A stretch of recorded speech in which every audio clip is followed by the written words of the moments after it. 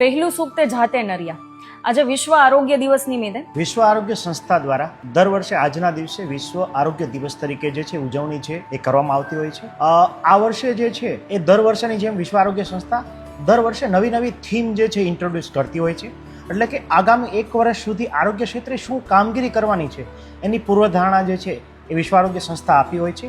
આ વર્ષે એમણે વિશ્વ આરોગ્ય સંસ્થાએ હેલ્ધી બિગિનિંગ અને હોપફુલ ફ્યુચર, એટલે કે જ્યારે બાળક જે તાજું બાળક અથવા હેલ્ધી બાળક હશે તો એ ભવિષ્યનું હેલ્ધી ફ્યુચર જે છે એ ક્રિએટ કરી શકશે.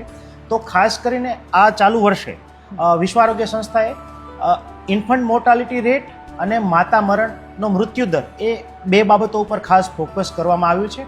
જો બાળક જે છે એ હેલ્ધી રહેશે તો એ ભવિષ્ય જે છે એનું ઘણું બધું ઉજ્જવળ રહેશે અને આરોગ્યના જે સૂચકાંકો જે નિર્ધારિત કરવામાં આવ્યા છે એની આગામી અન્ય સૂચકાંકો ઉપર પણ સારી એવી પોઝિટિવ અસર પડશે અને ફ્યુચર જે છે દેશ અને દુનિયાનું પ્રબળ અથવા ઉજ્જવળ થશે.